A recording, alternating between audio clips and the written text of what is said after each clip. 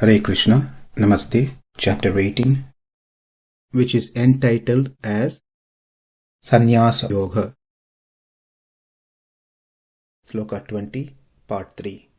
Sarva bhuteshu yenaikam bhavam avyayam ikshate avibhaktam vibhakteshu tajñānaṁ viddhi sāttvikaṁ. In the previous session, we learned that jnana, the consciousness, is vibhu, not anu. The jnana can cognize all the external objects. Atma can only cognize itself. Jnana goes through changes, expansion and contrast, whereas Atma doesn't go through any changes. In this session, we'll learn how the jnana function and why it is restricted, why it's not always spread. According to Nyaya Shastra, it is the indriyas, the senses that we have that travels out to grasp the external objects. The jnana doesn't travel out. It cannot expand or it cannot contrast. In fact, it is not considered to be a dātavyam, a substance. According to Nyaya Shastra, the jnana is considered to be a guna, an attribute, not a substance. Whereas as per Vedanta, the jnana of the Atma is said to be a dātavyam, and that can travel out along with the respective senses to grasp the external objects. That connection established between jnana and the object brings awareness to the Atma. This is how this jnana helps the Atma to cognize those external objects. If this jnana is not controlled properly, then it can run everywhere and anywhere. It can grasp the good ones or it can grasp bad ones. As we saw earlier, the jnana travels through the senses: seeing, hearing, touching, smelling, tasting. It's like a bag which contains water. If we just punch a hole on one corner of the bag, that is sufficient enough to drain the water from the bag. Likewise, if one of our senses wanders in a wrong direction, then the knowledge that travels through that sense is capable of bringing other senses down as well. When a jivatma is awake, its consciousness flows through the senses and illuminates the objects, meaning it qualifies the object to the Atma. When we sleep, this consciousness cannot flow out since the indriyas, the senses, are not functioning.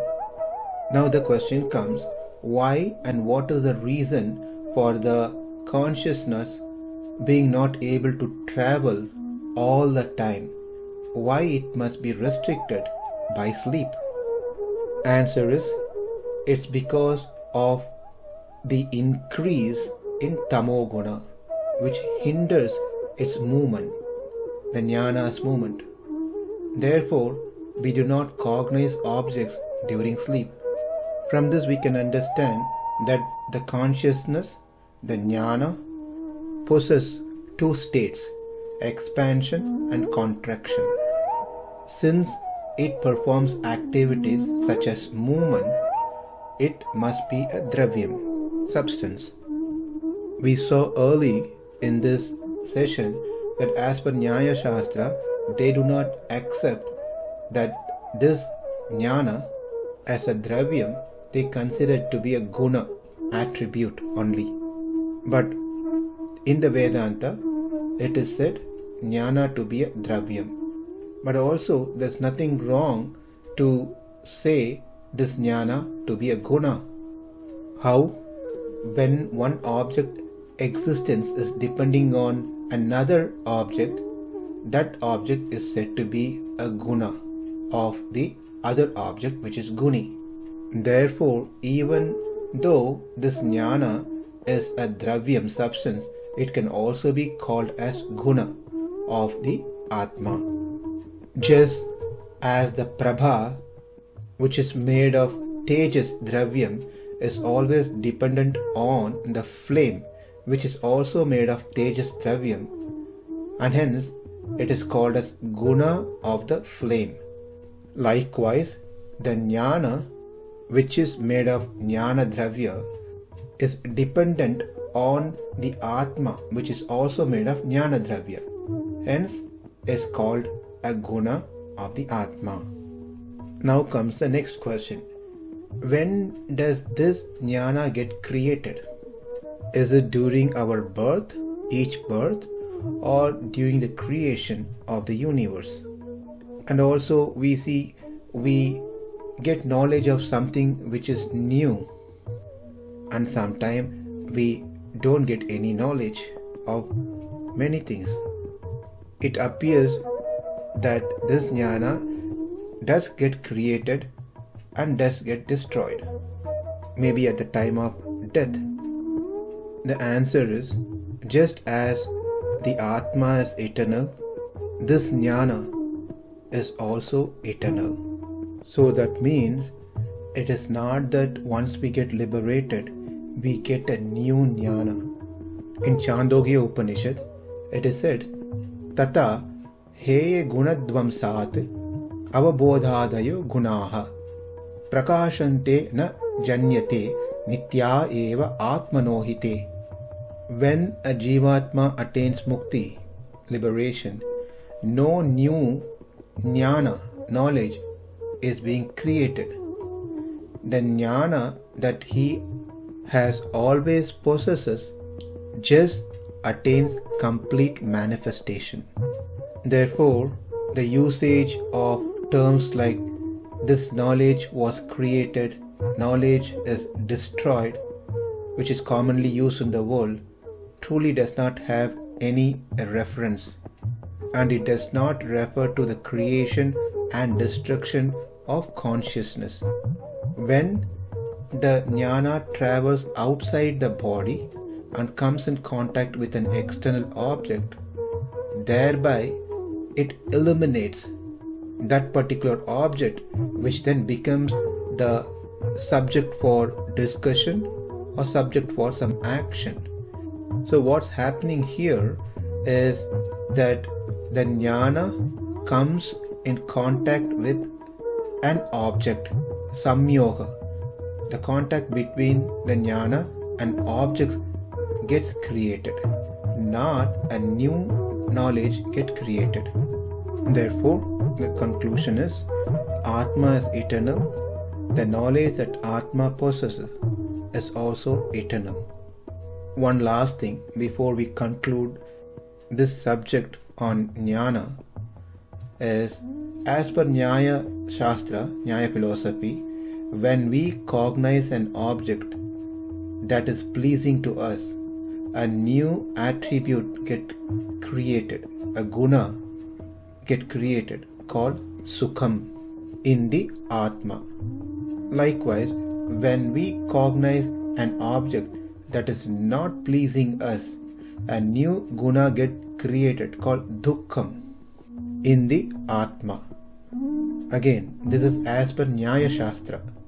Whereas in Vedanta, such a separate guna is not accepted. Sukham is nothing but jnanam of something that inspires us, pleases us. Dukkham is nothing but jnanam of something that is hated by us. Well, if that is the case, then why does Upanishad says Kamaha Sankalpaha Vichikitsa Shraddha Ashraddha Dhrutir Adhrutihi Ihi Dihi Bihi Idyate Sarvam Mana Eva. That is, desire, decision, doubts, faith, disbelief, patience, impatience, modesty, knowledge, fear, etc. are all nothing but manas, mind. Whereas just earlier we saw sukham, dukkham, these are all nothing but jnana. How do we understand these two? Seem to be contradicting. They are not contradicting. All these variations that we have, desire, decision, doubts, etc., are of the jnana, which is caused by the influence of the mind. So it is not the mind which becomes desiring, hating, loving, etc. It is the mind which influences the jnana to take the form of fear, form of love, form of sukham, form of dukkham, shame, shy, etc. So there is no contradiction. When the Upanishad says it is mind, what it means is like the king who orders his subject to do the work. The king can be claimed to be the person who did the work. But in actuality, it's a worker who did the work.